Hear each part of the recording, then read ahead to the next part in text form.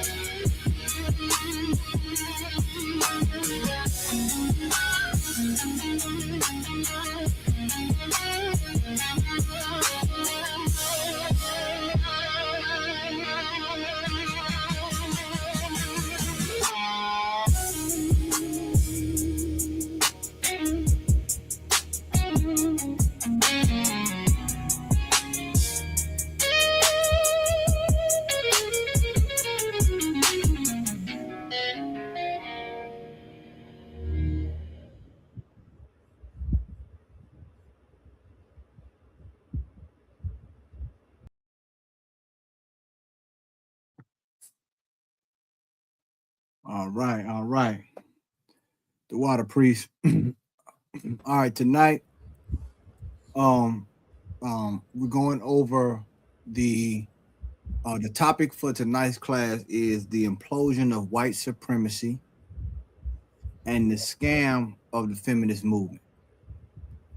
Priest and Officer Dawada, who's on the screen, will be assisting me tonight. This topic right here is long overdue, and what we seeing right now in the media and what's happening in the MAGA world and the Donald Trump's administration is bringing more light to this situation. And it's about time that we have this conversation. Tonight is a class, but the dialogue has to continue on where we are as a people and where we are, what do we have as a culture in since we have integrated and we have followed these people's movements.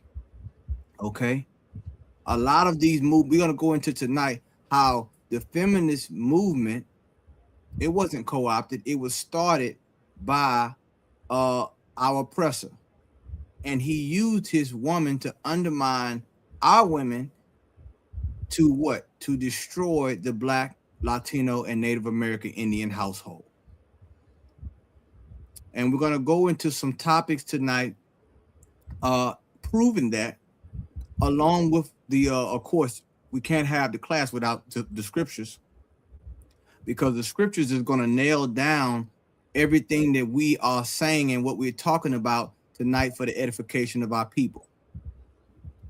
So this right here, we encourage a lot of sisters to tune in. If you're not tuning in live, to come back and replay this class, because this right here, if you ever wanted to know why our relationships are the way they are today, why our families are the way they are today, and why they are destroyed and dysfunctional, we're gonna go into it tonight, because what we're seeing right now, all over the internet, all over the television screen, and any other access that you have, communication wise, you're seeing the implosion of white supremacy.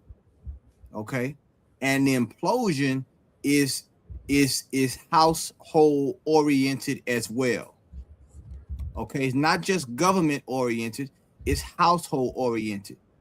Okay, Dawada, Officer Dawada, could you please look up the definition of the word implosion? Count on one, sir. Okay, we know what white supremacy is. For those who don't know, white supremacy is so many different definitions, but the definition, the one I really like, is, once again, him being able to have his government and authority on this earth to be able to oppress everyone. His rule is law. His law is the rule. Okay. Let's look at this definition right here. Count on, sir. So this is the word implosion, and the definition of implosion says an instance of something collapsing violently inward. All right, and now this is what we're examining tonight: the implosion. And notice this: the instance of something collapsing. Okay, I want you to visualize a house. Let's just say the White House, and visualize this collapsing, not outward, but inward, like it's caving in. So, and those who work construction, you pretty much know this. If something caves in, what does that mean to the structure of it? That it's weak. The pillars of his household start to weaken or crack, and they fail. And when they fail, the house falls inward. You understand? The house falls inward. And we're gonna go into tonight how his house, America, i.e. his empire, is collapsing inwardly. And why is this important? This is important to let us know to get out of the house, to take our spirit out of the house. All right. So now, can we go into What do you want to hit first, Dawid? I think I want to deal with the man that unalived his daughter Kind in that of article. You can pull that article up. For those who don't know, there was a MAGA maniac, a MAGA a follower of Donald Trump, a follower of the MAGA movement. I want to say it happened this month. He unalived his daughter because they had a disagreement about Donald Trump, and an extension of that was the Epstein file. Okay, so this happened. I'm sorry, my brother. Are you referring to the Renee Good? Oh, not Renee Good. It's the one with. Oh my goodness, it's the one where the father unalived. Let me see if I can give you the article. Hold on 1 second. It is. Where we at? The MAGA dad. The MAGA should be the one right above the Epstein accusers, where it talks about Pam Bondi. All right, we're gonna go into Pam Bondi tonight also as well. It's the MAGA dad. I got you, sir. Okay. I got it. Okay. All right.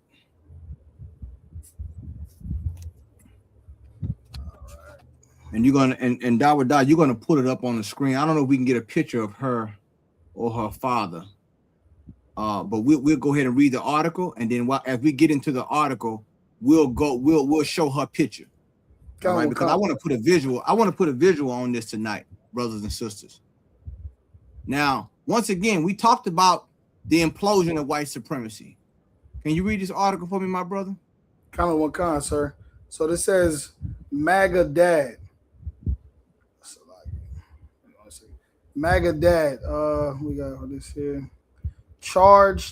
Not charged for fatally shooting daughter after heated argument about Trump. The father will face no charges despite cops initially treated the shooting as a possible manslaughter. So it says a MAGA dad in Texas fatally shot his 23-year-old daughter after the two got into an argument over Donald Trump. Now let's stop right there. This is happening all over America right now. They're having discussions over Donald Trump. And parts of those discussions have to do with the Epstein files, child pedophilia, and Renee Good and Petty. Those were two white people who got unalived in Minnesota by ICE. And they were American citizens. And they were white. Keep going. Kind, sir. Lucy Harrison traveled to the Lone Star State to visit her conservative father, Chris Harrison, at his home in a northern Dallas suburb in January 2025. However, the reunion turned deadly after the two got into a heated argument about Donald Trump ahead of his second-term inauguration. After the tensions between the two came to a peak, Lucy was shot in the chest during the January 10th encounter. According to the BBC, Harrison admitted to experiencing an alcohol relapse during the encounter, stating that his renewed drinking may have triggered the shooting. And now you see how they try to change these things. Now it's the alcohol. Right. Why don't you blame racism? Right. See, racism is having white people cannibalize themselves. His daughter was unalived due to white supremacy. His daughter was unalived due to racism, but imploding inwardly, just like we read earlier with the definition. Same thing that happened with Renee Good. Keep going. That's a picture of her right there. Oh, you know what I'm saying? That's a picture of her right there. You see? He unalived his daughter. And can you get me to the point where it got heated? There's something she said that stuck out to me. And I think the women, and we're gonna get into the feminist movement off this, because she said something that was heavy. This may be it She right here. said something in this article This where may she be it. posed a question. Go ahead. So it says Lucy, who lived in England, had traveled to the U.S. with her boyfriend, Sam Littler, in the hopes of spending quality time with her overseas parent. The New York Post reported that the two initially butted heads after Lucy asked her father a hypothetical question regarding a woman in a sexual assault case. How would you feel if I was the girl in that situation and I'd been sexually assaulted? She asked her father, according to her boyfriend's recount of the tragedy. You see that? And that was the straw that broke the camel's back. Or should I say that was the pillar that made the house implode? Kind of, sir. Because what she did, she put a mirror in front of his face. And this monster hates mirrors. I have yet to see not the LGBTQI, the women's movement, the feminist movement, say anything about. Have you heard anything about that, Dawada? I haven't heard nothing about this. Nah, sir. The white feminist movement, the feminist movement should be in an uproar. This ain't the only case. Right. Okay. So how can we take advice from these people about our family when they can't even govern their own household? Right. They really can't govern a government. And I said this once and I'll say it again. They know how to grow a government. They know how to shrink a government, but they do not know how to run a government. And how do you know that? Because he cannot deal with disagreement, even in his own household. She posed a hypothetical question and it struck a nerve and he got violent. You understand? This is what's going on with white supremacy. This is causing white supremacy to implode before our very eyes, brothers and sisters. That's why tonight's class is so important. Because we're trying to show you, the ISUPK is showing you that our culture has been infiltrated. You understand? You want to know why we are where we are today in our marriages? Is because we followed people like this. You understand? This man, he doesn't care about anybody else. All he cares about is power. And he's undermining and use our family to get it. Because if he cared about family, why did he unalive his daughter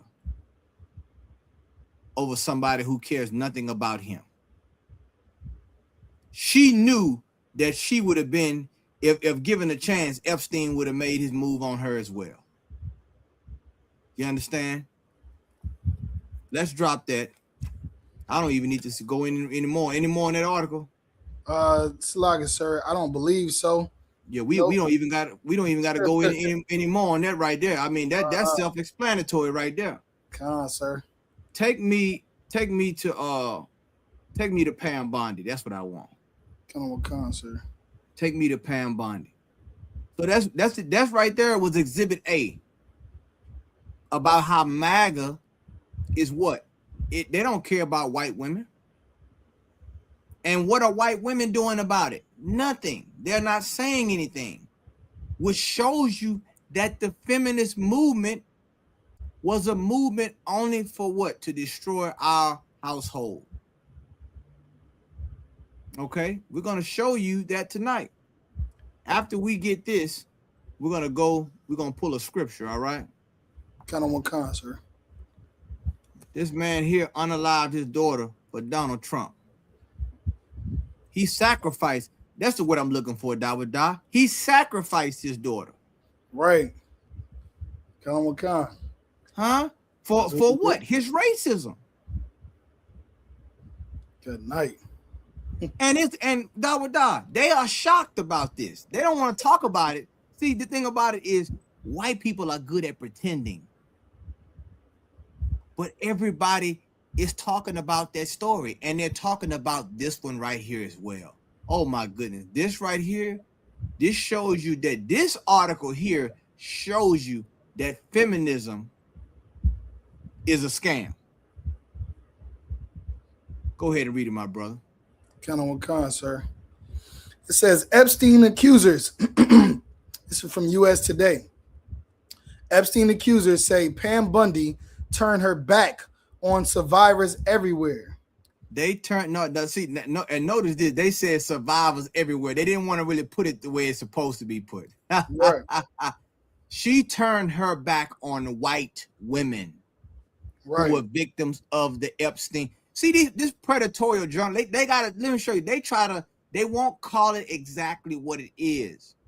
She turned her back on, and the survivors were who? White. Let's keep going down, my brother. Kind of what kind, sir. Let's see.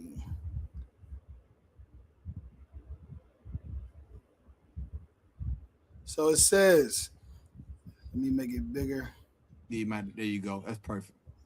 So it says 3 women who say they are survivors of Jeffrey Epstein's alleged sex trafficking slammed Attorney General Pam Bundy over the Justice Department's release of its Epstein files, days after she defended her actions during an Implosion congressional hearing.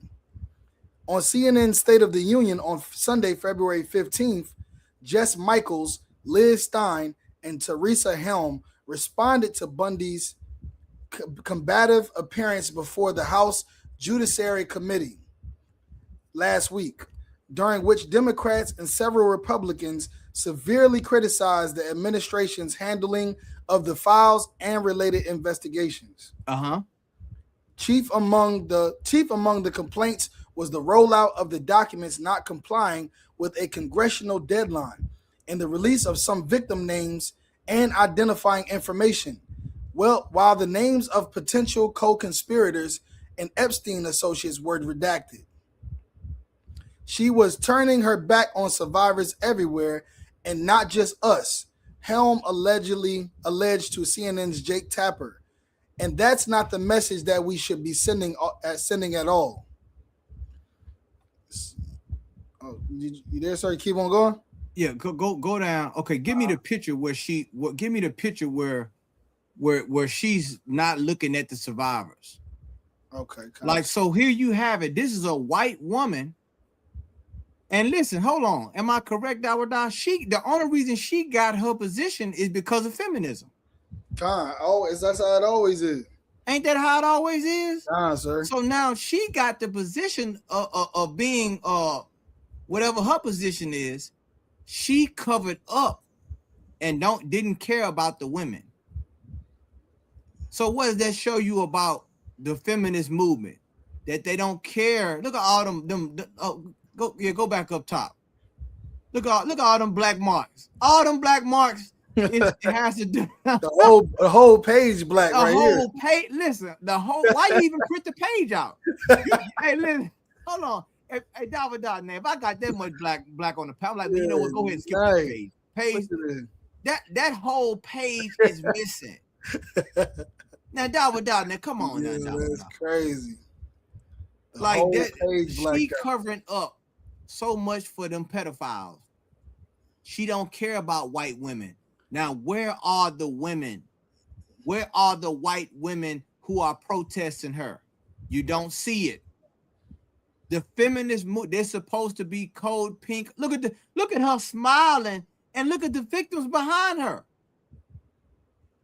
She don't even care about them. You understand? Because guess what? They don't have any sisterhood in the feminist movement. How do you know that? Look at this. This is a white woman who has power, a position of power among Donald Trump, and she can care less about other women who are victims. So what does that say about you, black woman? What does that say about you, Latino woman, Native American Indian woman? They don't care. The feminist movement is a scam. Let me get that other picture when they started to make noise and she turned her head. Where it was in shame. It was just shameful. Did I miss it, or is it something that you sent me? I think it may be the thumbnail. Now I think you got it. Okay, the thumbnail. Okay, let me see if it's the thumbnail. You understand? Like all of those names got redacted. Why? To cover up white supremacy. When you get that, I want to get once you get that picture, I want to get Exodus chapter 1, verse 15. Yeah, I think that might have been the thumbnail. That was the thumbnail. Okay, yeah. She couldn't even look them in the face. As a white woman, you know why she couldn't look them in the face? Because she would have saw herself. She would have saw herself. And you know what? I don't really hear Dawood. I've been looking to try to find the article about it, but I haven't really seen anybody tackle this issue. You know how when one of our children do something wrong in the ghetto or do something wrong is on the front page, you know what they say? Well, where was his mother? Well, they know the father's not there because they destroyed the household. But you ever notice they say, well, who's raising him? Where's the mother? You ever hear that? Sir, all Where's the time. his mother? But you know what I don't hear? I don't hear people asking, where are the mothers of these victims that were victims to Epstein? I don't hear that. I don't hear that conversation on where are the parents. And you know what I'm starting to draw a line on? I'm starting to see most of the facilitators in this sex trafficking, child sex trafficking, and stop using the word underage. They were children. They weren't 16, 17. They were children.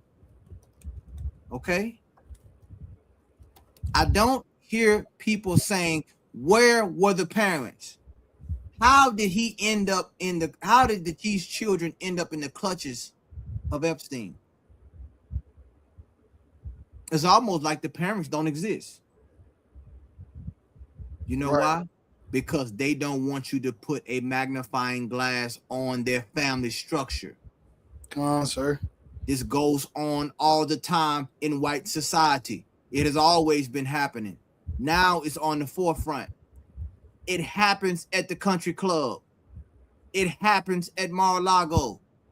It happens wherever these young girls are, and they go in and they do this. And in most cases, the parents will groom them for it. Pay attention. Pay attention, brothers and sisters.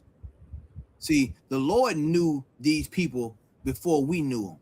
Come on, sir. And he told us what manner of people they would be. The Lord made a separation from their women and our women.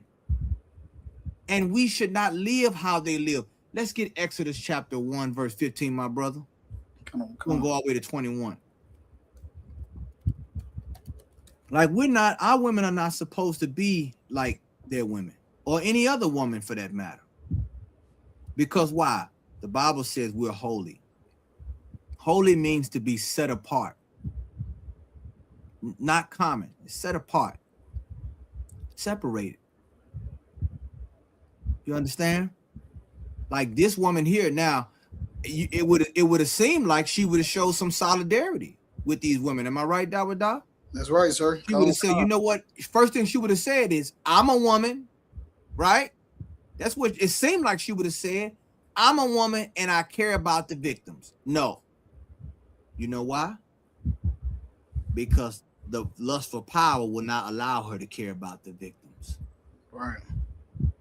She don't care about these women. Let's get Exodus chapter 1, verse 15. Come on, sir. This is the book of Exodus chapter 1, verse 15. And the king of Egypt spake to the Hebrew midwives, of which the name of the one was Shapar, and the name of the other was Puah. Verse 16. So this is in our captivity. And what? The king of Egypt, notice this, he went to who? The women. The midwives.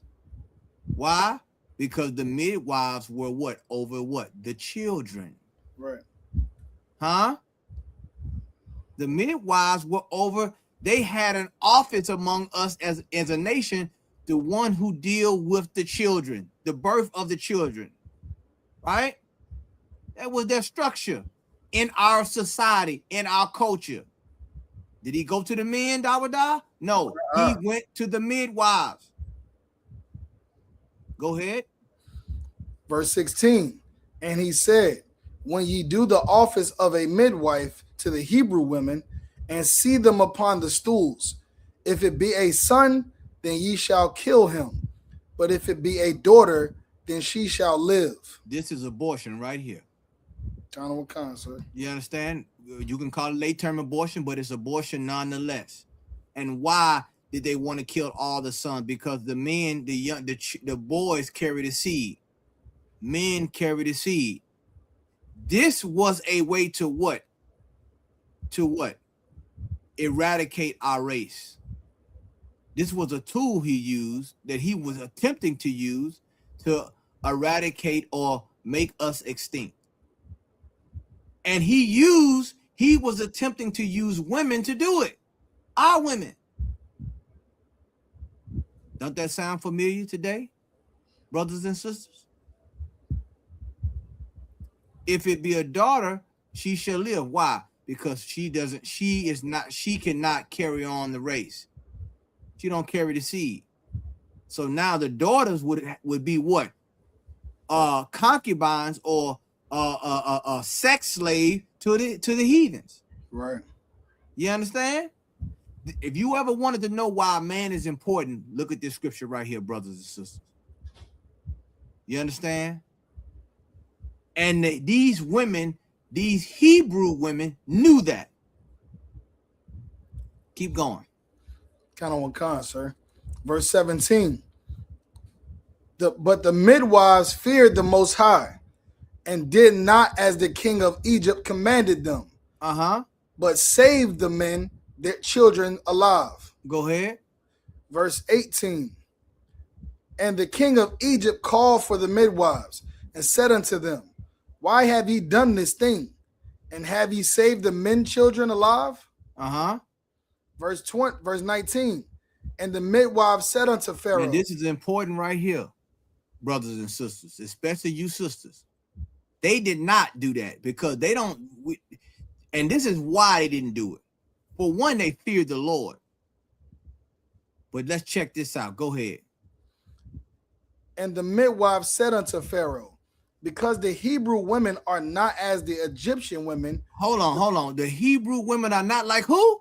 The Egyptian women. Are not like who? The Egyptian women. They knew that we don't get down like that. Right. That's not our culture. That's not our way of life. The Pharaoh wanted them to be like who? The Egyptian women. And brothers and sisters, our women today are trying to be like the oppressor's woman. All you have to do is look around. They basically got our women on autopilot now. Because you look at all the abortions that go on. You look at how we don't have a functional household. We have a dysfunctional household. Right. And this is why. Because these women didn't do like these sisters here. These sisters knew that they were different. And they don't have to try to be like the Egyptian women because they're not the same. The Hebrew women are not as the Egyptian women, for they are what? For women are not as the Egyptian women. For they are lively and are delivered ere the midwives come in unto them. You see that, man? Like our women are lively, man. Our women and let me tell you something. We get to having our babies. You know, we would be strong as a nation, more in number now than ever if we wouldn't have committed abortion. You understand? But this was a tool. We're gonna go into Margaret Sanger. You can get that lined up next. Dawada. Let's keep going down to verse 21. Sir. Verse 20. Therefore, the Most High dealt well with the midwives, and the people multiplied and waxed very mighty. And that was the problem with the Egyptians didn't want us to grow mighty. Right. Remember, they had counsel to say, let us deal wisely with them. And why wisely? Because guess what? They were trying to undermine us, keep our numbers down. And the white woman has done the same thing to the white man has used his woman to do the same thing to us. They don't want us to grow mighty. And if you do grow mighty, they're going to stick you in the football arena to make him money, or a basketball arena, or somewhere where he can have an enterprise off of you. You understand? The Lord blessed those sisters. Why? Because they followed, they knew that they followed the law, statutes, and commandments. They knew it was a sin to do that. And especially do it for another nation. It was doubly wrong. Because the Pharaoh didn't care about he did not care about the Egyptian women, the Hebrew women or the men. Now, if the women, if they were self-centered and selfish, they could say, look, this might be a good chance for us to get in with Pharaoh. Let's go ahead and do this. We can get promoted. We may get something from him. They said, nah, we fear the Lord. You understand? These sisters were not selfish. Go on, verse 21. Verse 21. And it came to pass, because the midwives feared the Most High, that he had made them houses. You see that, man? The Lord blessed those sisters, man. You understand? Prime real estate. Why? Because they feared the Lord. We don't fear the Lord. We end up killing our kids and on Section 8. And getting kicked out you getting evicted. You understand? We supposed to fear the Most High. You sisters out there. You understand? This is what the Lord want us to do. But because we not doing it, we ain't blessed. Our households is not blessed. Why? Because we following these women. We following the oppressor's woman. Let's get Margaret Sanger right quick, my brother. Sir. You understand? This is a white woman. There are a lot of when you look at Planned Parenthood and all that, they look at this like this woman right here cared about Planned Parenthood or having a family. She did not. She was a tool used by white supremacists. See, you don't see the hand, you don't see the strings in the hand that's puppeteering these white women. Right. See, a lot of you women, black women, and Native American, Indian, and Latino women, you think that you have something in common with them because they're women. I can identify with them because they're women. They have children too. And that's the human part of you. You understand? That is because you are kind and you are loving and you really have compassion. You would think that you and her have something in common. Not knowing that this person here was sent by the enemy to undermine you, to get herself in a better position, aka Pam Bundy, to enrich herself. Because quiet as kept, they don't have the freedom that you think they have in their own community. If they did, why did the father kill his daughter for disagreeing with Donald Trump and Epstein? Just by posing a question. What if it was me? And he realized that he could not take it. And that millisecond of truth, that millisecond of that question made him unalive her. Margaret Sanger, what does she say about eugenics and race? Because they're tied together. Remember, we just read the scripture about Pharaoh and the midwives. Let's go down. You ready me to read, sir? Yeah, keep going. Yeah, go. Yeah, skip down. You know what? Go down to okay. Yeah, right there. Right, last 25 years. Cut on one sir. This is the Time magazine. It says last year, 25 House Republicans campaigned to have a bust of the pioneering family planner removed from the Smithsonian National Portrait Gallery, where it has been included in an exhibit featuring an American civil rights leaders called The Struggle for Justice, with Ted Cruz's office issuing a press release explaining that she didn't belong there for a number of reasons. The most damning of which is that as part of her inhumane life's work, she advocated for the extermination of African Americans. Hold on. She advocated for what? The extermination of African Americans. You see that? Now this is a white woman.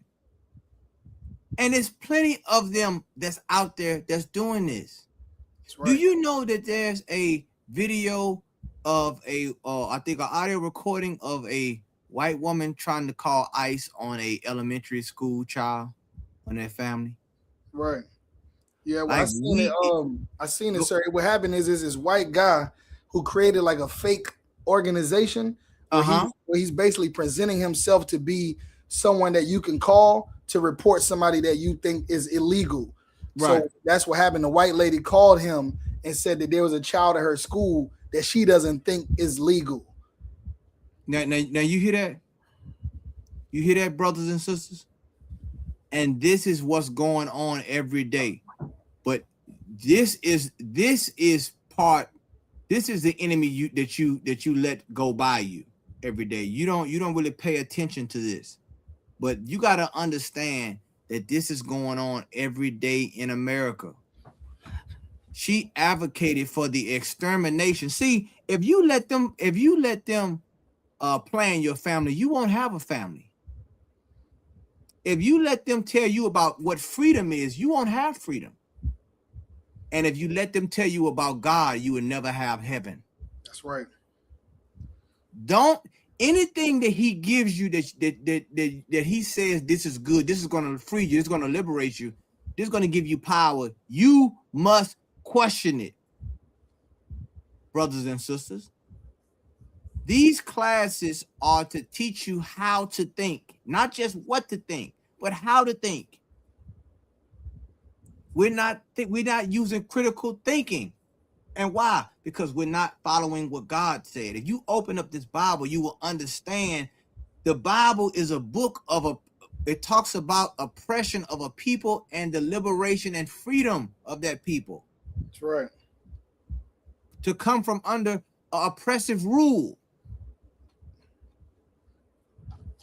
And if I could add, sir. Go ahead, my brother. So it was long ago. There was a voice recording that came out about Planned Parenthood, and what it was a recording of people calling in and making like $50,000 donations, $100,000 donations to Planned Parenthood, but only for Black abortions. Like they made it clear when they made this donation, I'm going to donate $50,000, $100,000, but I need this to only be for Black mothers who want to abort their children, to pay for their abortions. You see that? And that right there, it just goes to show you that who is he using? He's using because they know, okay, well, maybe because we've been oppressed so much, the Black woman thinks that maybe she'll have some sympathy. Maybe she'll understand that I'm a mother. She doesn't care that you're a mother. Right. She looks at your child being competition to hers. That's right, sir. She doesn't care. That's right. And you have to really process that in your mind when it comes to the hard truth, as they say. The hard truth about where we are as a nation in this point in time. How do you know that? The scripture said that they're not going to regard the old or the young. That's right, sir. You understand? It's power for power's sake. She advocated for the extermination, not the education, not the advancement, Right. but they use the black woman to say, you know what? Let me be free from this responsibility. Huh? This is going to set me back in life. And a lot of women, and see, the thing about it is, Satan can control you through quote unquote freedom. That's crazy, sir. I was just thinking about the scripture where it says that the woman destroy herself through overmuch liberty. Yes. Yes, brother. That's what people don't understand. People love to discuss freedom all the time in this place. Freedom, freedom, freedom. Free and free will. But that is stopping your will to be free. Go ahead and read that, my brother.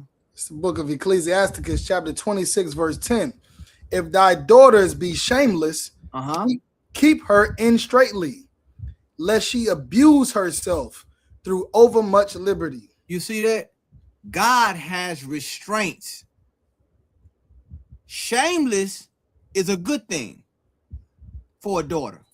That's right. A daughter you have to raise a daughter with some kind of shame, because that's going to keep her what? Her femininity intact. That's going to keep her sober-minded about how she conducts herself. But when you look at the feminist movement, what does it preach? Sexual liberation. That's right. Sexual freedom, which was the forerunner to the what? Sexual revolution. That's right, sir. Your body, your choice. Your body, your choice. Huh? But the consequences, you get to divert that to somewhere else. Oh, I forgot. That's not your fault. Right. But you use your body and you use your choice, but you don't want the consequences. It's your consequences as well, sister. See, go ahead, Dawada. I was gonna say, sir, and we followed our sisters followed white women in the feminist movement for their fight for freedom, when the whole time the freedom they was fighting for was the freedom they already had to be whores. You know what I mean? Like all of the time that in chattel slavery, when the black women was midwives in chattel slavery, we was taking care of their kids so they can go to the frat parties in the club and party and drink and have sex with what they want to have sex with. They were not trying to raise those kids that they were having, so that's why black women raised them in chattel slavery. Exactly, brother. They got some down here. They got the Mardi Gras going on down here. I ain't got to tell you what's going on over there. Right. Down on Bourbon Street. And you seen doctors, lawyers, right, rich white women act like complete whores on the street at night. But they have liberty. They have freedom. Right. And guess what? They live in a society they can come to work and still tell you how you're not being a lady. Right. And this is what you got to understand for you sisters out there. You have abused yourself with the liberty that you got in this place. That's right, sir. In your pursuit of happiness, you've destroyed not only yourself, you've destroyed your children as well. And the household that you're supposed to have as well with a man. This is what has happened. Take me to Mark chapter 3, verse 24. What article we just was on? I'm sorry, my brother. We on the one about Margaret Sanger and exterminating black people, African American. Okay. So once again, they told, and the only reason that the Republicans told the truth on this because they were trying to defund Planned Parenthood, because that was a tool for the quote unquote Democrats. That's right. That's right, sir. That was a honeypot for the Democrats. All that genetic research off of dead babies, unalive babies. Scroll down some more if you can. See, you gotta listen to both. But they both telling on each other, brothers and sisters. Okay, hold on. Let's see. Ministers, we do not go. Okay. Go. Okay. Here we go. Right there. We do not want. Let's get that right there. That quote right there. Sir. quotations. It says, "We do not want word to go out that we want to exterminate the Negro population. And the minister is the man who can straighten out that idea if it ever occurs to any of their more rebellious members," she wrote. You see, now, so hold up now. So now we have a conspiracy here, a collaboration between the white movement, feminists, and a person that using eugenics to control and exterminate our race, and the what? The Christian. When she say the minister, you know who he's talking about?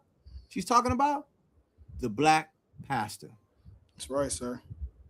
Now, I got word today Jesse Jackson passed away. And a lot of these, and you know, usually when a towering figure like Jesse Jackson, who's been around since, I mean, the civil rights, he was one of these civil rights leaders that marched for Dr. King and was around him. But now everybody's starting to have a review of these kinds of people's legacy. And one thing that sticks out about his legacy was the issue of abortion.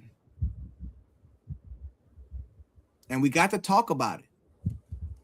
A lot of these things are coming under peer review, or should I say generational review. Because when these types of people pass away, we have to look at and see what did they stand for. Now, this is Jesse Jackson right here. Now, if I'm correct, Dawada, this was before he ran for president. Am I correct? So I think he ran for president in the 80s, and this was in 73. Okay, so he knew abortion is genocide. And he was right about that. Now, can you pull up his statement after he decided to run for president and he needed endorsements? Okay, come on, sir. Because he said that it was a woman's choice. You understand? Now, keep in mind, right here it says, we do not want word to go out. And what does that mean? That's what we just read with Pharaoh. Deal wisely with them. Don't say we want to. We're not going to say it's extermination. We're going to call it progression. We're going to call it a woman having power over her body. All right. Brothers and sisters, there are things you cannot see and they're being undermined. And how would you know which way to go without a prophet, without a seer, someone who can see beyond the nice fancy words and the illusion of you're going to have a better life if you do this. You're going to be more of a woman. You're going to have power. They co-opted our family. They destroyed our family. And this is proof. She said to use, so what did that tell you about Christianity? That Christianity was used as a tool to what? To destroy our families. And to keep our families destroyed. To keep our families subjugated.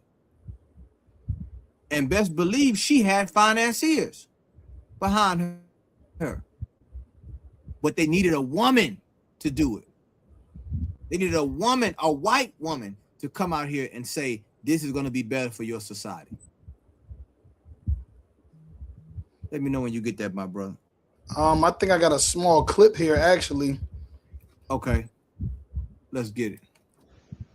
Reverend Jackson, I noticed in one of our last appearances you had indicated what I thought possibly was a different position that you might have taken in the past on abortion. I guess one of the reasons that I'm different on it is that I do favor a constitutional amendment to reverse Roe v. Wade in order to let Congress set a national standard. What is your position on that right now, sir? My position is I am not pro-abortion. I'm freedom of choice, even as a matter.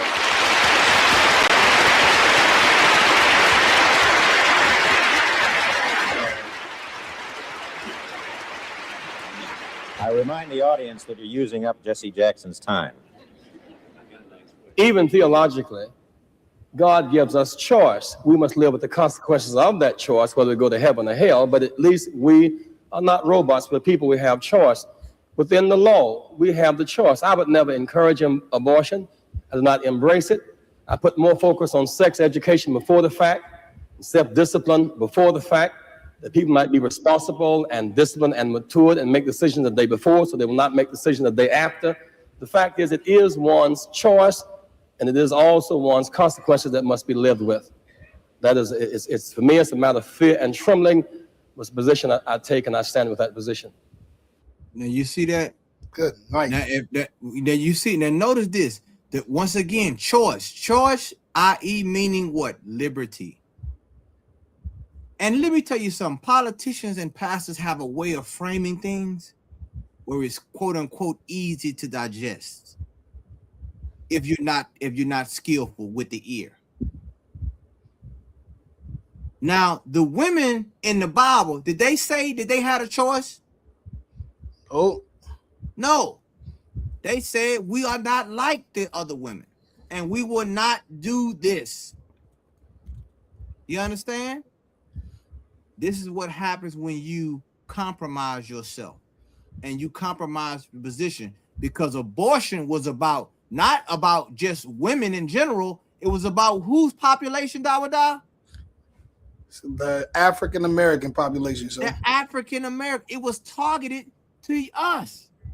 The only reason the GOP now is saying something now is because white women, they have really abused themselves with liberty. They're killing, and they're not populating as fast as we are, even with abortion. So they have to stop the abortion, because now it has what? It has self-imploded. if I could, sir. Let me go ahead, my brother. You see, like you was just talking about, like how it says here, and the minister is the man who can straighten out the idea if it occurs, right? So they use the ministers, like you said, like Reverend Jesse Jackson, and like we had the picture where he was against abortions, but then as soon as he running for president, now he's pro-choice, and then he got the nerve to talk about fear and trembling, and how we all just have, like, we should have the right to make a choice, and we have to deal with the consequences of our choice, as he's referring to the Bible. But here in Deuteronomy, if I could, sir, go ahead. It says in verse 20, verse 19, it says, chapter 30, it says, I call heaven and earth to record this day against you, that I have set before you life and death, blessing and cursing. Therefore, choose life. So you don't get it. It's not a choice. You know what I mean? You have to choose life. And you know what's so crazy about it? And this is the thing. You know why that they see the thing about it, and this is why being a leader is so important, and especially if you have a position of authority. Those sisters in the Bible, they had the office of a midwife, meaning they were charged with that. Mm-hmm. When you speak, people listen. You understand? Meaning their view of choice is based on what you say. If you say, we're not doing this, there is no choice in this. This has to do with the survival of our nation. You have no choice. Guess what? The people would follow if you were a leader. You understand? But if you sit there and tell them, you know what? You have a choice. Hold on. Let's go to Saul. What did Saul say when the people kept the good things? What did he tell Samuel? I tell you what, let's go to the scripture, David. You know what I want? You know what I want? When the Lord gave a commandment, and Samuel came to Saul. Huh? Let's see what he said. Let's see. I think we could probably start at maybe verse 9, maybe. Yeah, where you said, well, why do I hear the bleating of sheep or goats? Right. See, when you're a leader, you give what God say to give. You understand? You say what thus saith the Lord. But if you're not sent from the Lord, of course you're gonna do what you want to do. Take me to read that. You want to start at this one? Okay, This is when, for those who don't know, the Lord told Saul to unalive everything. Don't leave nothing left. It was going to be a full out, it extermination. That's right. Right? That was the commandment. He told, now Saul is king over Israel. The Lord had him anointed before all Israel. And the Lord told him what to do. Right? There wasn't no wiggle room on this.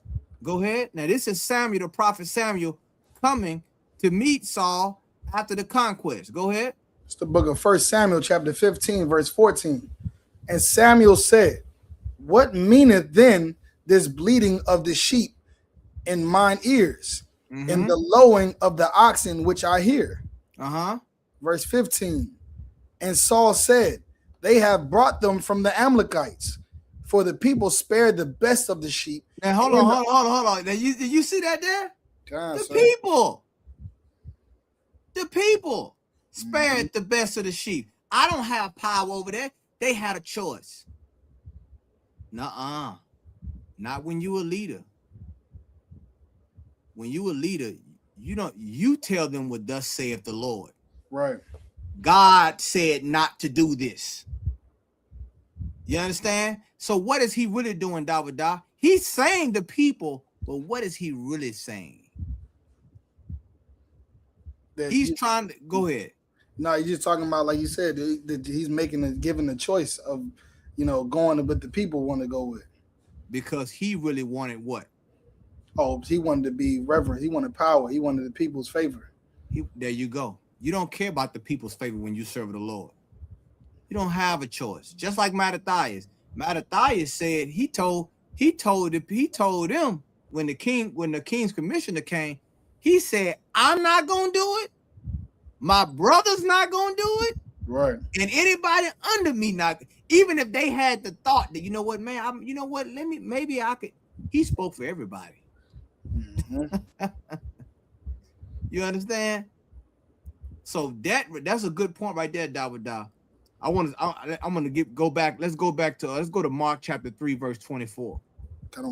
You understand? That's the example. Like Jesse Jackson, he changed his position. Why? For the hope for run for president. And that's all. Now think about how many women went and committed abortion after that. Think about that now. Right. I want you to think about now before, because they looked at him as a leader, he said abortion is what, Dawadah? Genocide. So that held the line a little bit. But once you compromise and they see you as, that's why the commissioner told Mattathias in the Apocrypha, I want you to come first. Because you looked at as a leader. Yep. You a man of grace. Why he wanted him to come first? Because if he gets you to come first, everybody else gonna say, well, man, look, hey, he did it. Right. We're gonna do it too. That's right. Nah.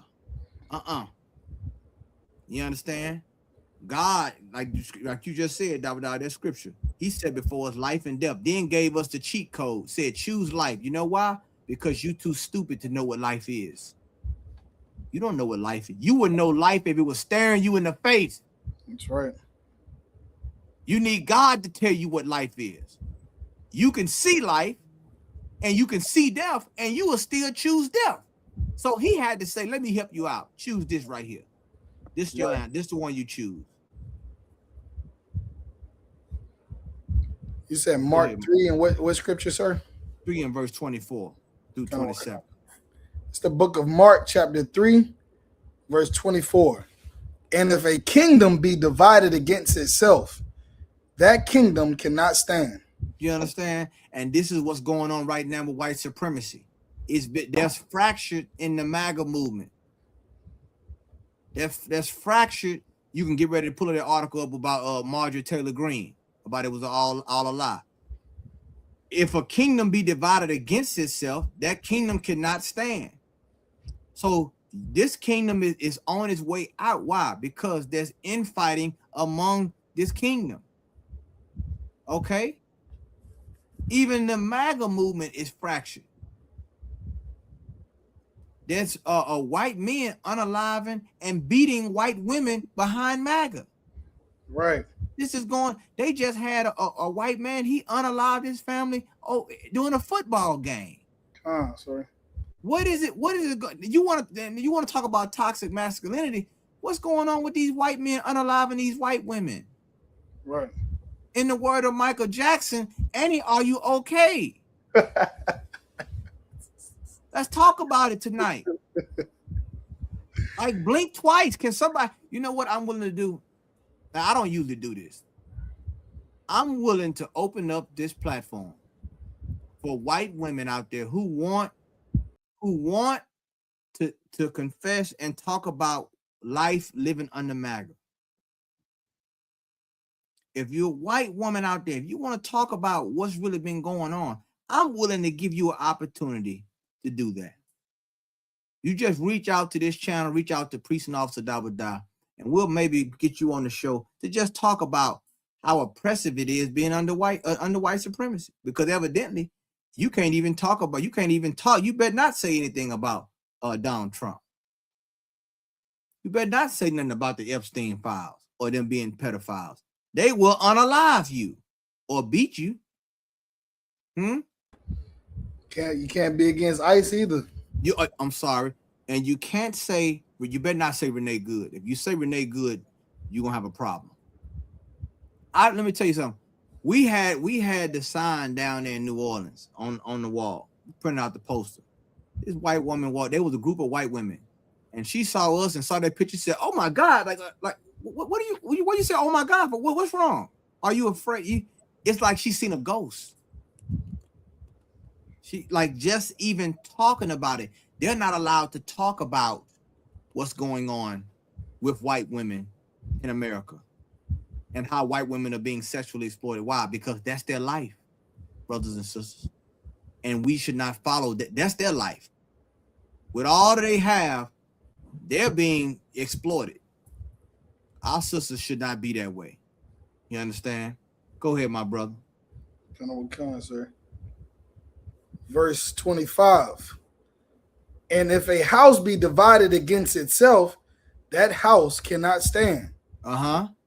Verse 26. And if Satan rise up against himself and be divided, he cannot stand, but have an end. You see that? Keep going.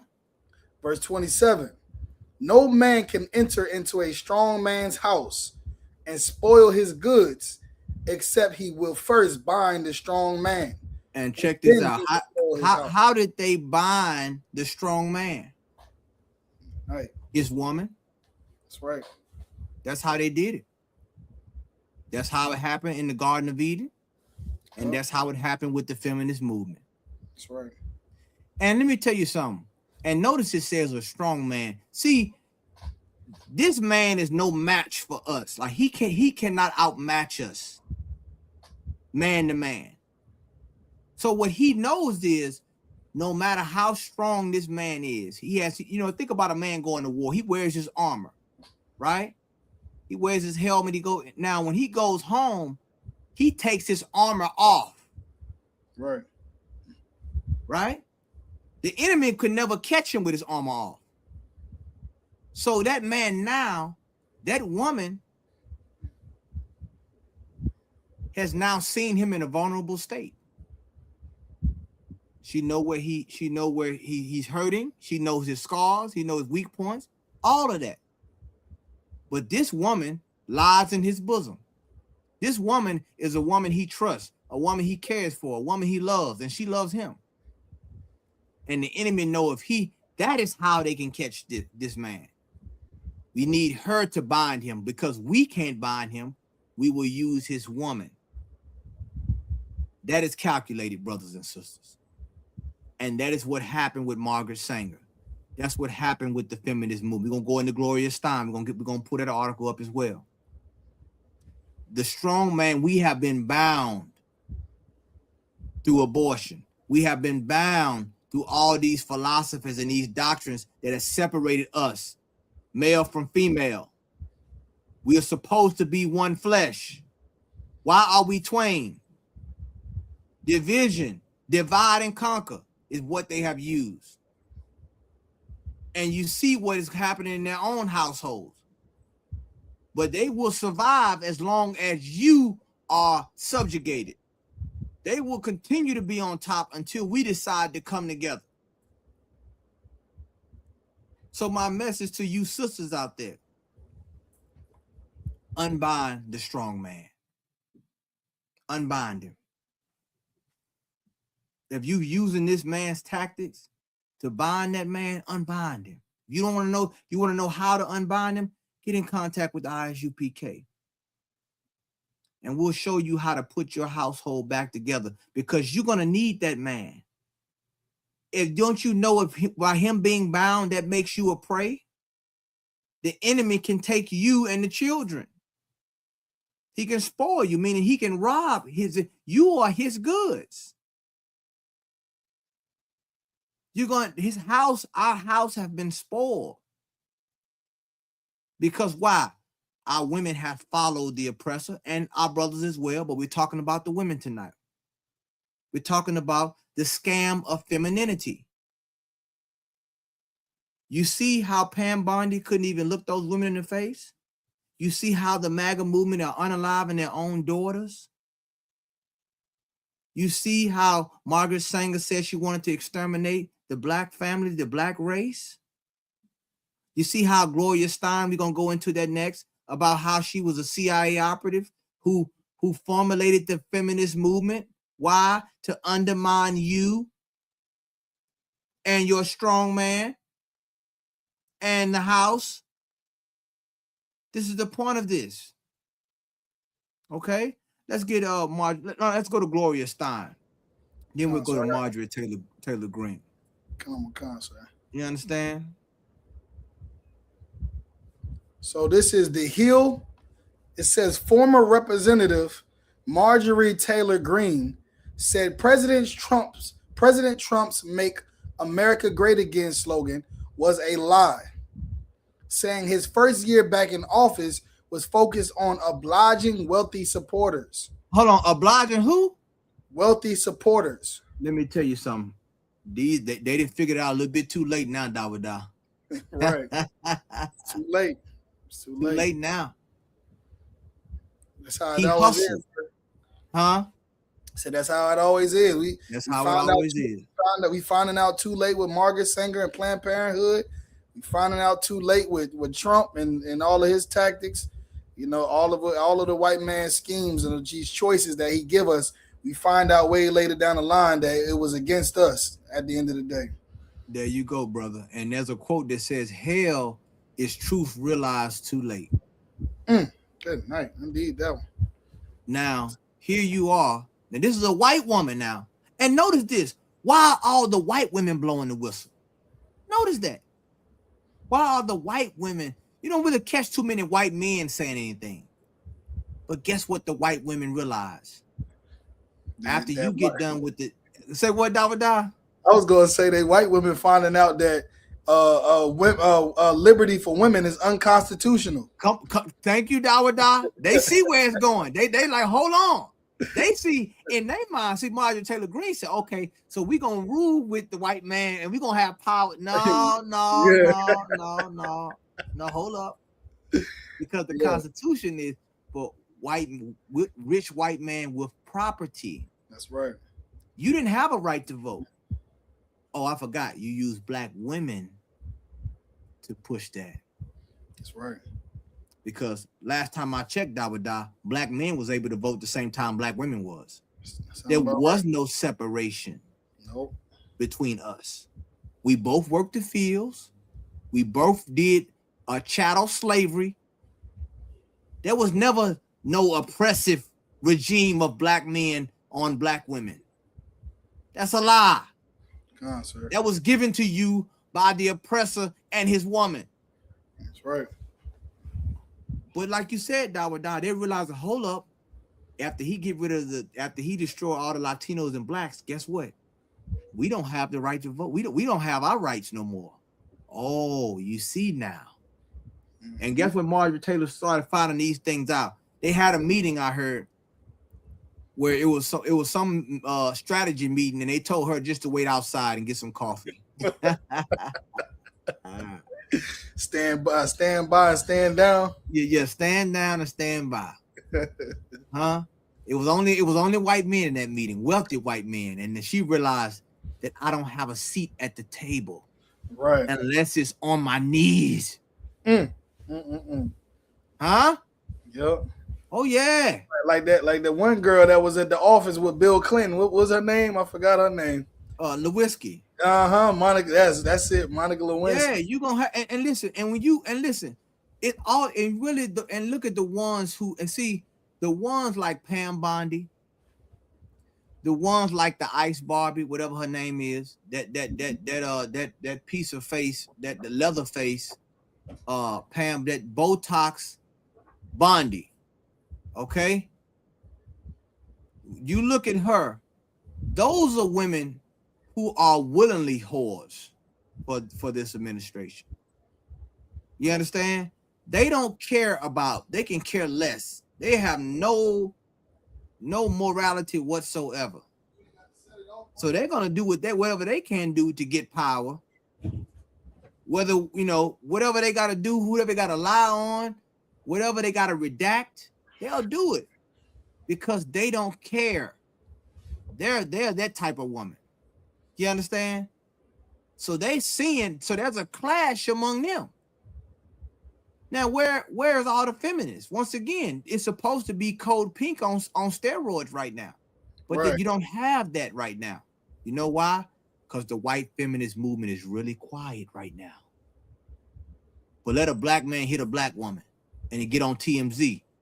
They're going to have all kind of lawyers. Everybody got a statement and everything. Right. You ain't said nothing about that white woman getting unalived by her father. You didn't say nothing about Renee Good. Huh? Her last name was Good. She was a good white woman. Right. Why are white people killing the quote unquote good white people? You always come to the UPK and say, you know what? Where are the good white? Are there any good white people? Yes, they are. They are the ones you're murdering. Right. You're murdering them. So by the time we find out they're good, you already unalived them. What do you want? Do you want to get mad with the UPK? No, don't get mad with the UPK. You want us to love all white people? MAGA doesn't love all white people. White supremacists don't even love all white people.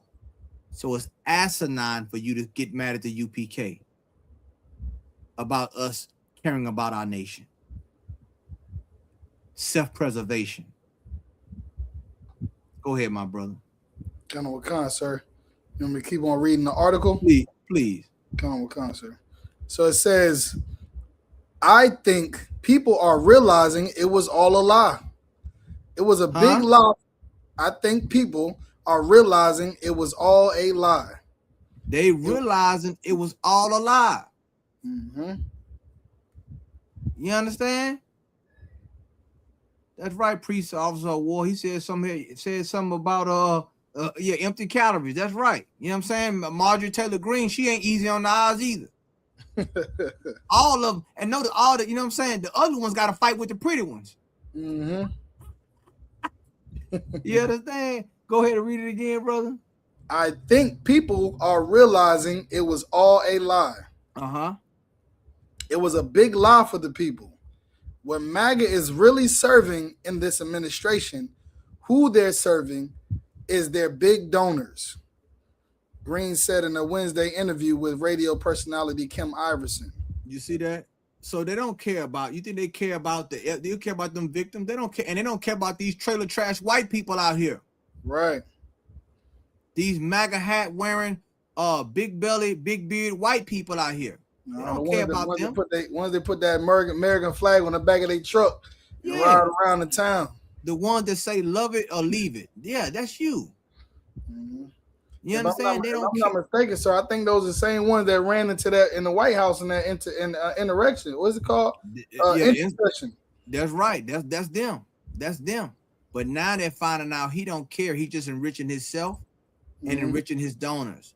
And they used it just like they used the white woman and just like the white women used the black woman. That's right. It's like a pyramid scheme if you really think about it. Ponzi scheme. Mm-hmm. It's a Ponzi scheme. Let me use the black woman to get the black woman to follow this feminist movement so I can enrich myself. And notice this. The black woman and the white woman never are on the same level in corporate America. And you fought the hardest. You sacrificed your family. You kicked the black man out the house. And you still get passed up for that promotion. Imagine that. Because you've been scammed, sisters. You've been scammed by following white supremacy, i.e. the feminist movement. Let's go to Gloria Stein, my brother. Then we're going to get Esther. We'll get Esther chapter 1. I'm sorry, 1 Corinthians 14 and 33. Let's go to Gloria Stein. We're going to get out to the nitty gritty on this thing, man. Because you know we have proof. You know we have proof about what we're saying. We're not just saying these things. Huh? I want that picture of her next to the black woman, if you can, Dawada. I want that front and center. Cut on with con, sir. I got to have it front and center, because that right there is showing you right there what goes on, how the feminist movement has scammed our sister. Now I want you to look at this picture here. Okay? Because a lot of you thought you had an ally, but you had an enemy. To have you turn against your husband, Right. the black man. That's right. Now, originally, if you look at this picture here, you see a white woman holding up a fist and a black woman holding up a fist. Can I ask you a question, black woman? Who was, before this happened, who was beside that black woman holding up a fist? Does anyone know in the chat? Before it was her next to the black woman holding up a fist, who was standing beside each other holding up a fist side by side, fighting for liberation, fighting for freedom, fighting to get from under the oppression? Does anyone know? Dawada, help me out, my brother. Cut on with con, sir. That black man. There you go, brother. He was replaced. I can be a better friend to you, a confidant to you than he is. And this right here started the gender wars. You want to know why we are where we are today? Because Satan has divided us. That fist, the white woman never raised a fist like that. That fist belongs to us. That's right, sir. The same way other nations try to, like the Palestine, they try to take the fist. That's our fist. Yes, sir. You never raised a fist. We did that. We got suspended at the Olympics for raising a fist. You didn't do it. Give me the scripture where it says, don't set your enemy by thee. Hold this. It's a scripture where it said, don't set your enemy, let me find that scripture. Scripture where it says, don't set your enemy by you, next to you, because he would take your place. See if I can find that scripture. I want y'all to get a good look at this picture, man. And it seems like she's her friend. It seems like she has her best interest at heart. Okay, it's Ecclesiasticus. Come on. Chapter 12, verse 10. Mm-hmm. This is Ecclesiasticus chapter 12, verse 10.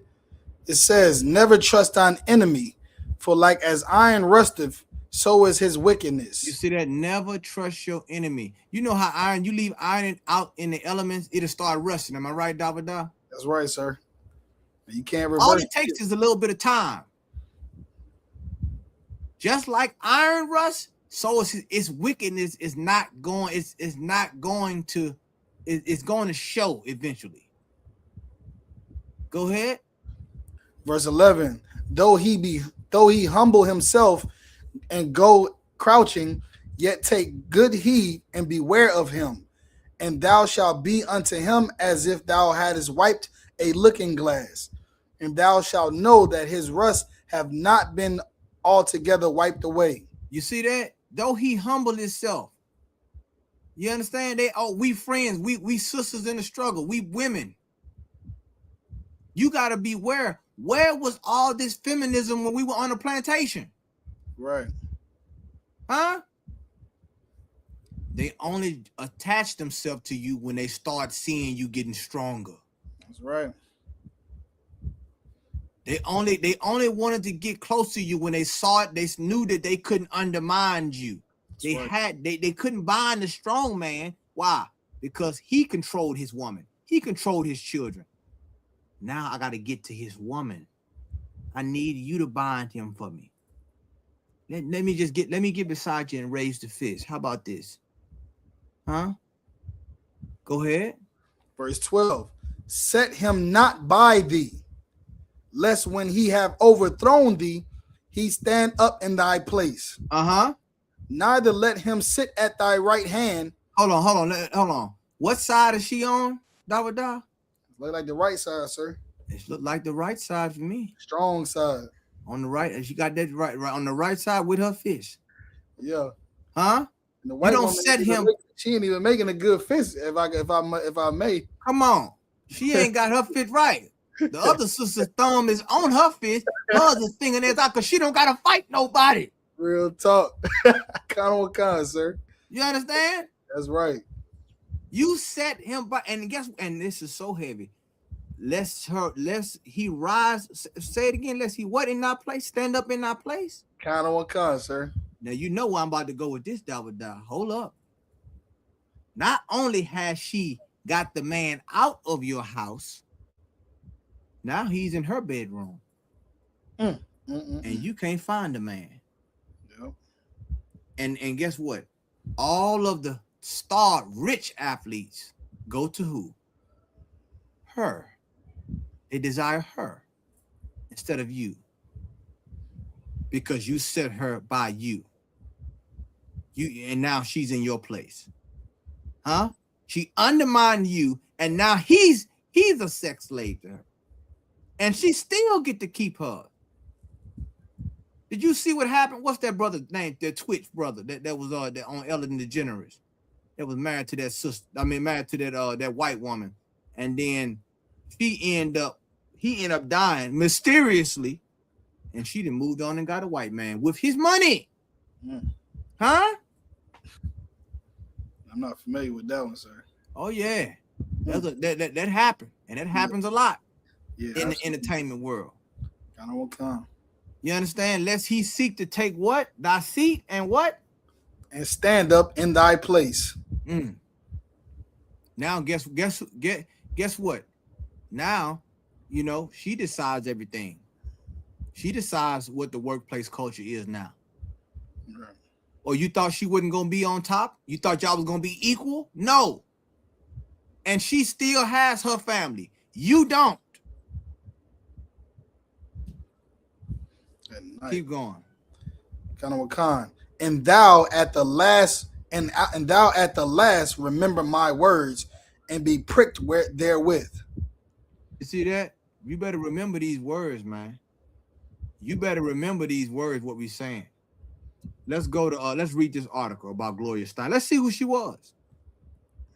Now might be a good time to talk about Gloria Steinem's time as a CIA asset. Good. As a what, Dawada? CIA asset. It's crazy. Come on, brother.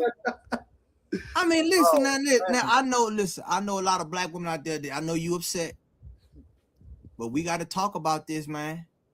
So she was a CIA operative. What do you know when they use the CIA? They use the CIA when they want to bring down somebody, brothers and sisters. The CIA, and check this out. The CIA is used against foreign governments. Right. Am I right, Dawada? Con, sir. It says this was against terrorists, foreign and domestic. Come on, man. So what did that say to you? Yep. They used this, and what did they do? They befriended the black woman. That's right. I understand your struggle. I can help you get a better job. I can help you get a better housing. I can help you be independent. You don't need that man. You don't need that man. Huh? And now look, let's speed this up to 2026. MAGA is all a lie. Yep. Pam Bundy turning her back on white women. Can't even look them in the face. And white women are being exploited sexually, and they haven't heard nothing from people like Gloria Stein. Where are they at now? Couldn't. Why it's so quiet out here? Why white women not in the streets? Where they at? Where are they saying, I'm a woman, I'm against the Epstein? The only people speaking against Epstein are them few women that's survivors. Where is the mass number of white women that's speaking out against this? You don't see them. All these fabricated movements and minority groups and all these things, they have been constructed to destruct you. She was a CIA asset. And here this black woman, she probably didn't even have a clue. Absolutely not. She thought what she was doing was going to be best for everyone, and it failed. Go ahead, brother. Let's keep going. Kind of with sir. So she was a CIA asset. Let's see. Last week, 79-year-old feminist icon Gloria Steinem was awarded the Presidential Medal of Freedom. During her acceptance speech, she graciously declared, "I'd be crazy if I didn't understand that this was a medal for the entire women's movement." You see that? The entire women's movement. Notice that you grouped in that, but guess where you at on that? You at the bottom. Right. Huh? Affirmative action benefited rich white women more than anyone else. That's right. Keep going. Should you? Let's see. Keep going. I want to see if I can find another piece in that article where it said, Barack Obama gave her the medal. No. Who gave her that medal? It's crazy, sir, that you bring that part out, because it was Martin Luther King, I believe, was given the Margaret Sanger Award. There you go. You right, Dawada. You know what I'm saying? That why you were given an award because you pushed the agenda. Evidently. Why would you get an award from somebody who wanted to exterminate the whole black race? Right. Think about that. Like, that's a hell of an award. I'm gonna get this to this nigga because I mean, come on, man. We got to keep it real. Look, and listen, and we're gonna have to have these conversations on the streets. I'm sorry, we got to have, because once again, we are at a crossroads in this country. We are at a crossroads with where we go. We are dealing with a generation that not only want to count their views and how many likes they have, how many shares they have, they also want to count their victories. That's right. They want to see where they're winning and they want to see where they're losing. And you can't just, sweep it under the rug now. Go ahead, Priest. I was trying to find the part where you was looking for, sir. You said it said something about what now? Hold on, let me see. Go down. Okay. I skipped some parts. I skipped over here. Is talking about 59. Okay, yeah, here we go right there. This 1959. Let's go. Okay. In 1959, Gloria Steinem attended the communist-sponsored World Youth Festival in Vienna as the head of the Independent Service for Information, a CIA front. You see that? This woman right here, once again, they know how to use women. Mm-hmm. So when you see, and listen, it's in the music, there's so many things that you don't see, brothers and sisters, especially you sisters, which is why you have to follow a man of the Lord. You have to get into the ISUPK and learn these things. Learn how to think. Just because it sounds good don't mean it's good. And right. Here she is. She's a CIA front. Go down some more. Okay, sir. This goes to show you that and she was financed. Let me see. Okay, keep going down. Keep going down. Oh, that might be it. That might be it. Like, that's by, you know what I'm saying? They probably redacted the rest of it. Look, let me tell you something. Look, the ISUPK is at the tip of the spear when it comes to these types of things, man. You understand? You got Marjorie Taylor Greene. You got all these different people out here saying the MAGA movement is compromised. No, it's not compromised. It's going as it's supposed to go. You just realized a little too late that you weren't included in the power structure. That you're going to be subjugated like everybody else. Now let's get that term awful. Let's go to let's get 1 Corinthians 14 and 33. And then we're gonna put that article up on what they're calling, what the MAGA movement is calling white liberal women. You understand? There's an implosion happening with white supremacy, which is why the Bible said, come out of her, my people. Take your spirit out of this place, man.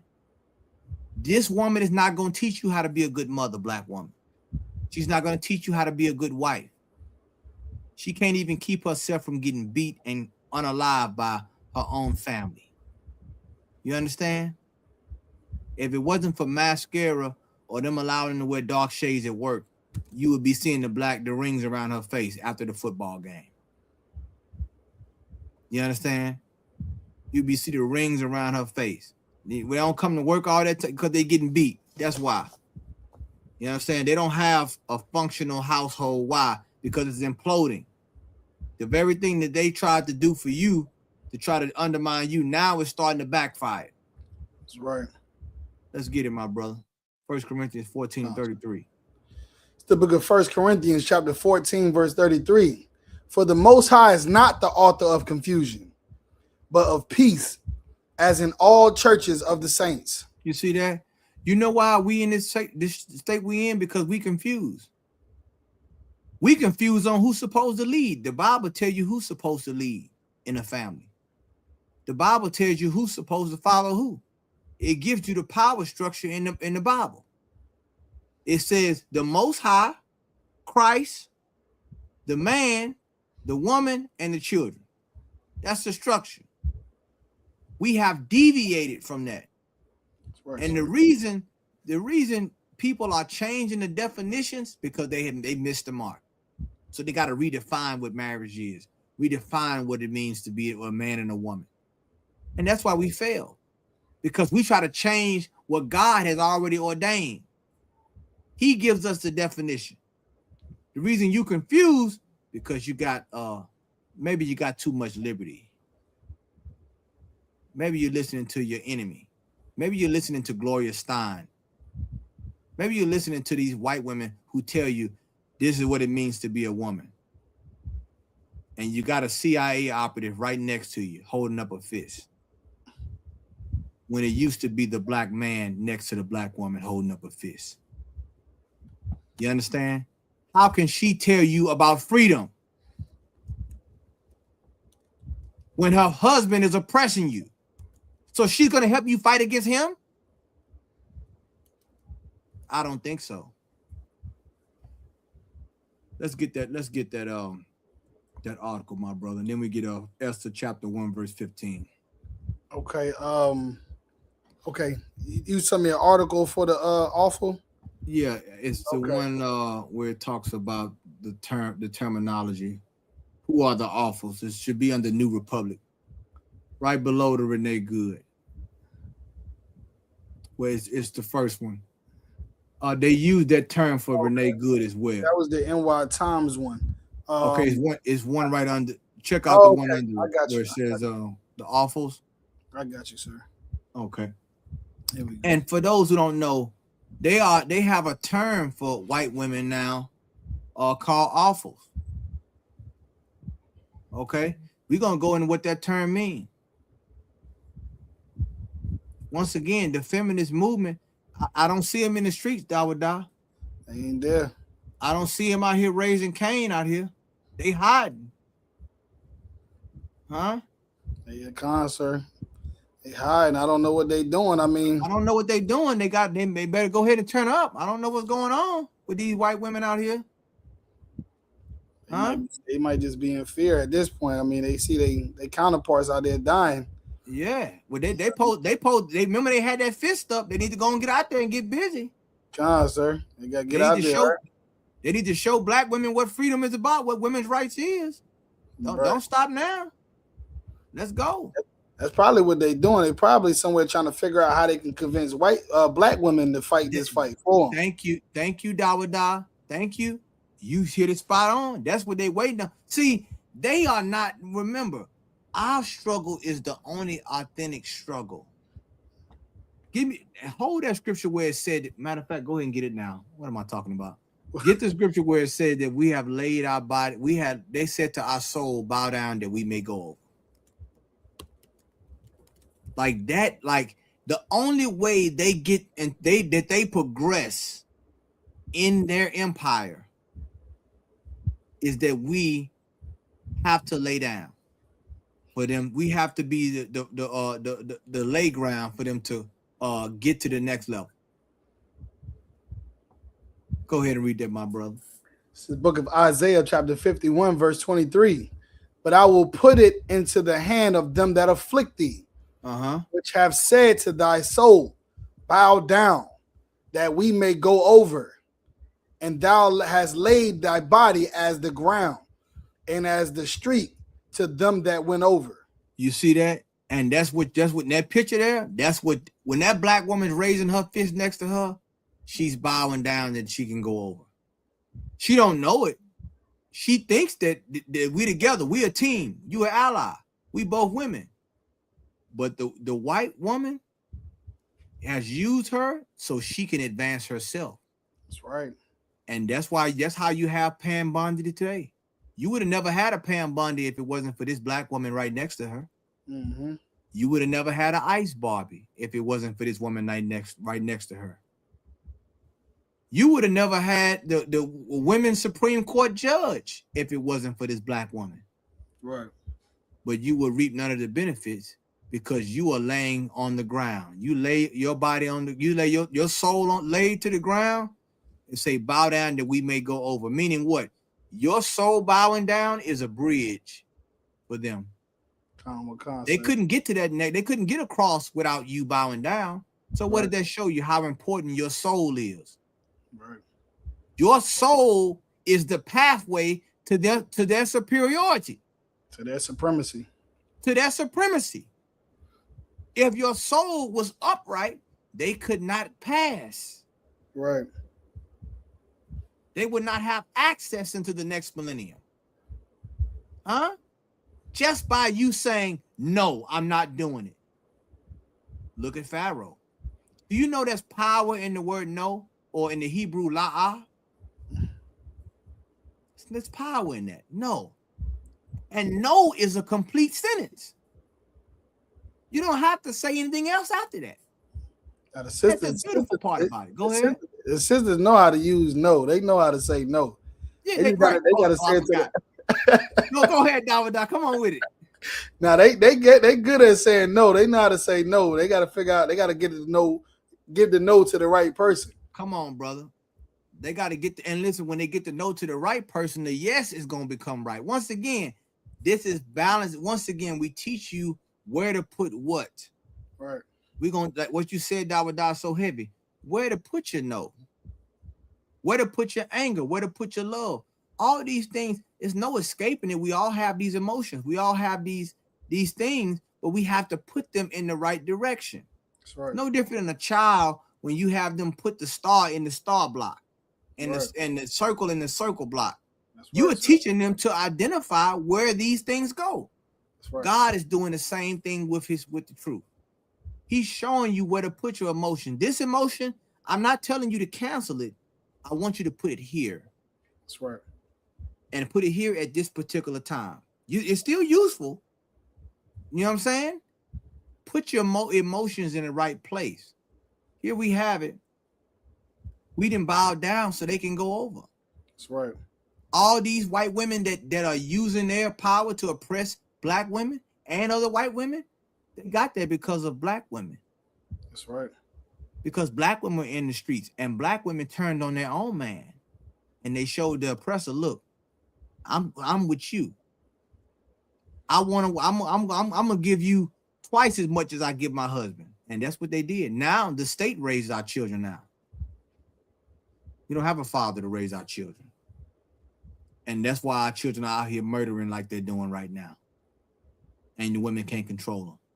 Because we followed somebody like Margaret Sanger. We followed Gloria Stein. We followed them.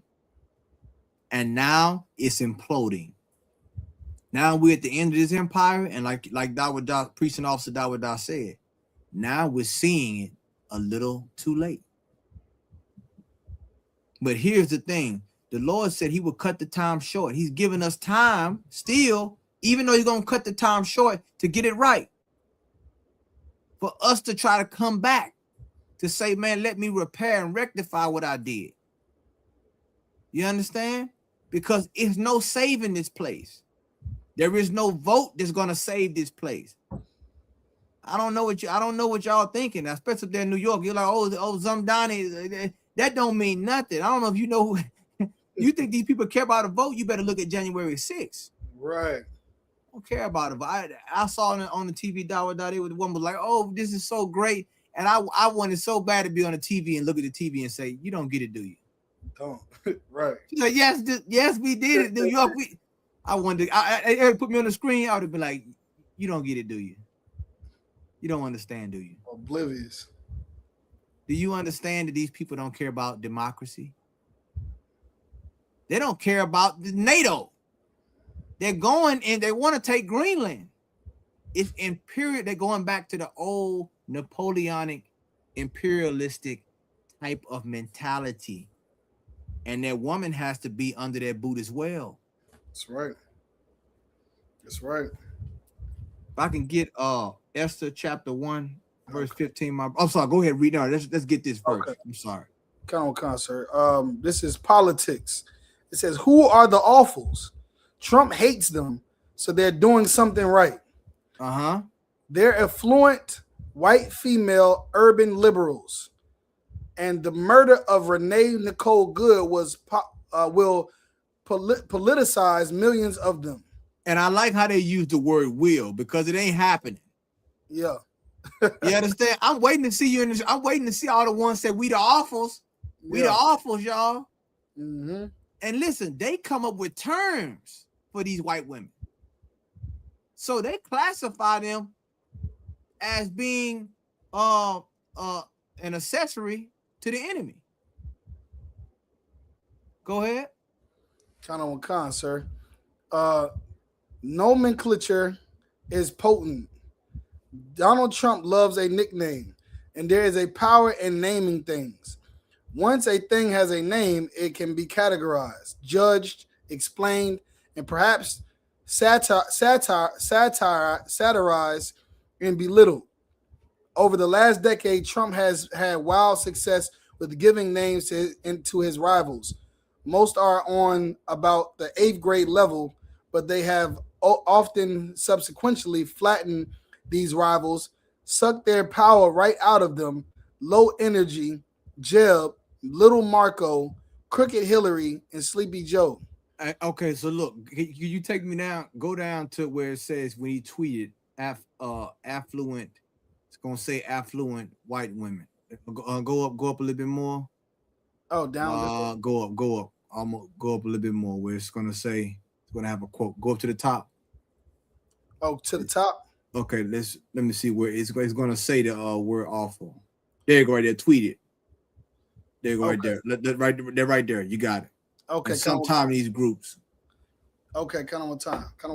And sometimes these groups were given pejorative nicknames, Karens, which means humorless women, and now awfuls, which means affluent, white, female, urban liberals. You see that? So when you see that term awful, they're talking anybody that's affluent, white, female, and urban liberals. And notice what they said is so true. They categorize, they name things. It is power in naming things. You're able to categorize, and they are naming their enemy. But you know what? You're not. You're not. They understand that they are at war. And in order for them to be able to accomplish what the priest of war said, the oppressor who is one where said they are that's right, brother. We name our enemies. That's right. We name who's the devil. We categorize him. Why? Because that's safety in that. And it helps you be able to know how to move in this society, man. That's right.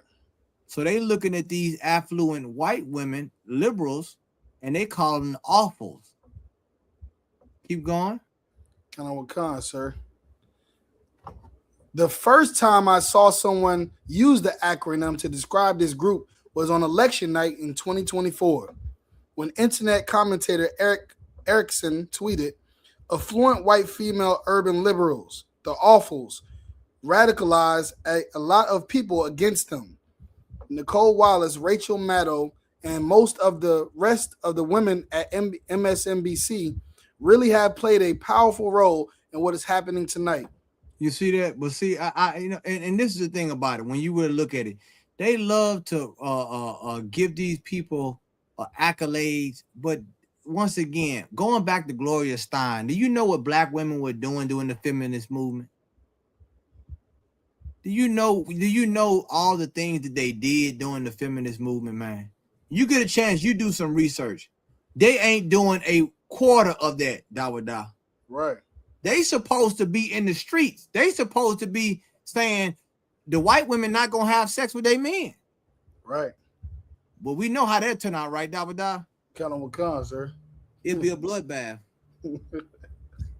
I need you to use some of that Gloria Steinem CIA fake feminism that you say you got so much. Uh-huh.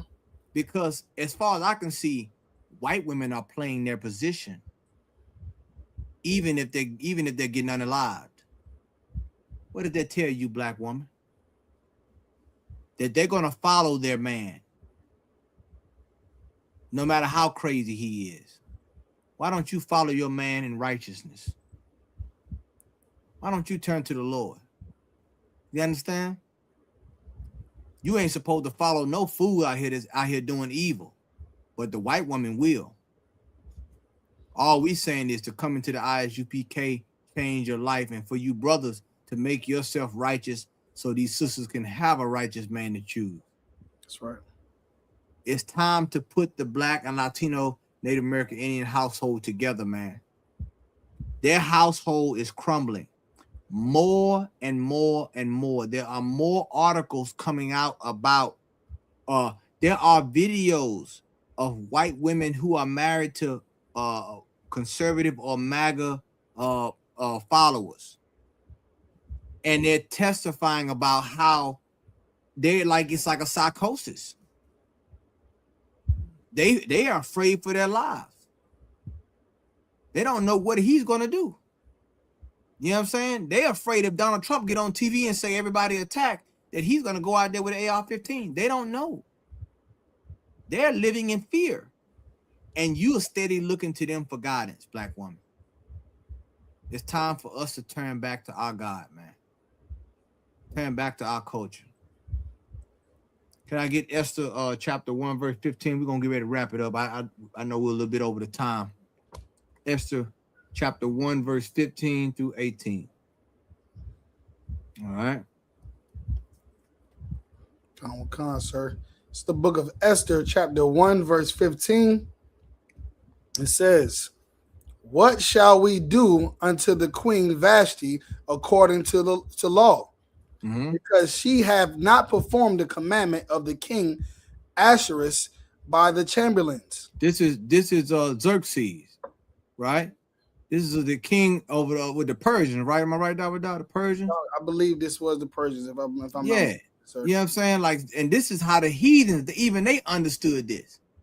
So this queen, she didn't come when the king called her to come. You understand? She didn't perform the king's commandments. Go ahead. They asking him, what are we going to do about this woman? She's the queen. She serves you, but she's in power under you. Go ahead. Come on, sir. And verse 16, "And Memucan answered before the king and the princes, Vashti the queen have not done wrong to the king only, but also to all the princes and to all the people that are in all the provinces of the king Ahasuerus." You see that? And why is he saying that? because he knew there's a thing that they use with that right now they call influence. That's right, sir. Huh? She was an influencer. She had major influence. The women looked up to her. She was the queen. And her rebelliousness was not, and notice this. Now the only one she didn't listen to was the king. Am I right, Dawa? That's right, sir. So why did he say that she have wronged all, not just the king, but the princes and all the people? Because he knew something that we still have yet to find out. He knew something that we have yet to find out. We cannot have dissension in our households. It undermines the whole kingdom. It undermines the nation, the culture. You have to be on one accord. Go ahead. Verse 17. Verse 17. For this deed of the queen shall come abroad unto all women. Unto who? So that unto all women. All women. Go ahead. So that they shall despise their husbands in their eyes, when it shall be reported that King Ahasuerus commanded Vashti the queen to be brought in before him, but she came not. You see that? So what happened? What is this showing you? That this deed, what all the women gonna despise their husband. Let me ask you this: have y'all listened to the music on the radio lately or on the streams? I ain't got to tell you what's going on with a lot of these women. I ain't got to tell you what's going on. A lot of these, I can't stand these damn show. The housewives of this and that. I can't stand it. I ain't got to tell you what's going on. They teaching other women to despise who? Their husbands. That's right. They're carrying their problems into their own marriage. Now it would be peace before this, but let the women hear about them saying Vashti ain't come to him. Well, Vashti, she must have the power. If she ain't gotta listen to the king, I don't have to listen to my man.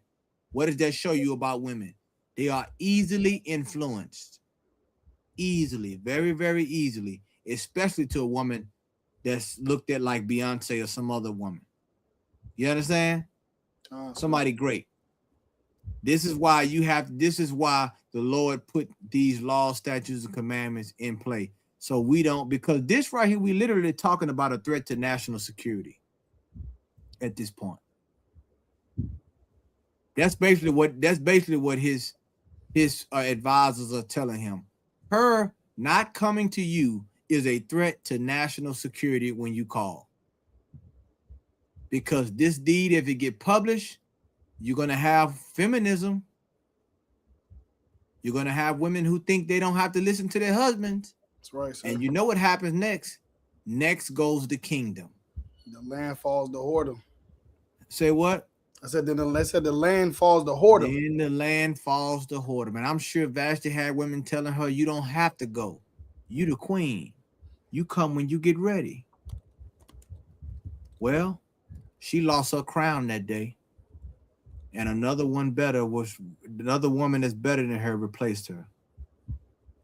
And that's important. We have to understand that we cannot look to these people for any family guidance. That's right, sir.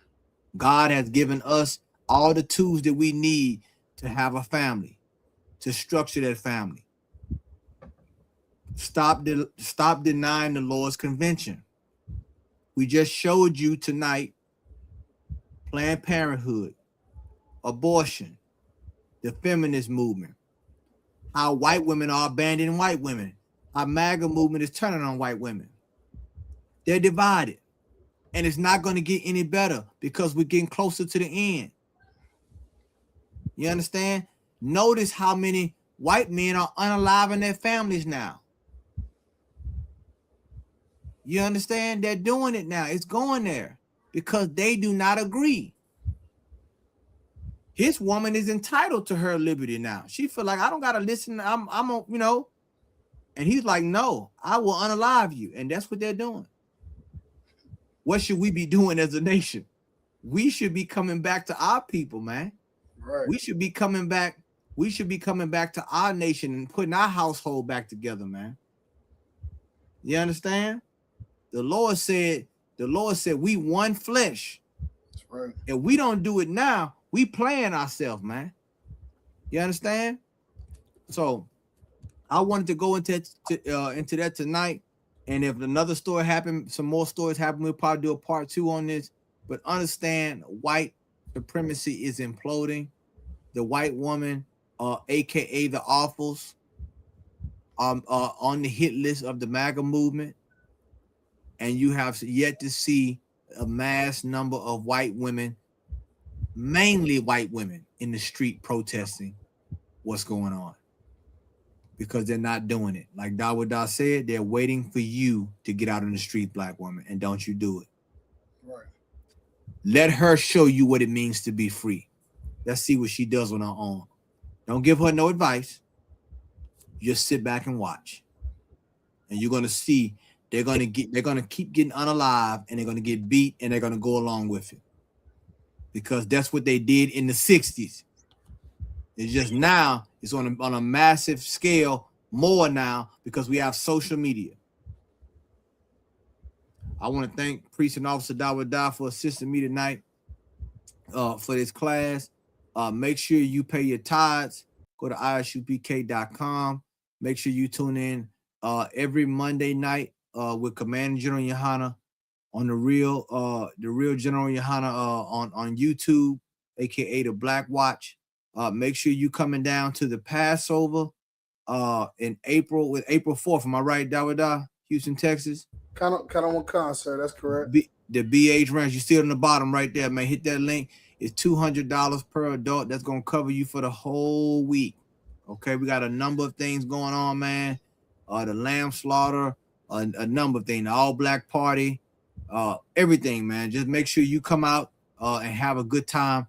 And look, let's start putting this thing back together, man. This is universal practical knowledge. You can apply this.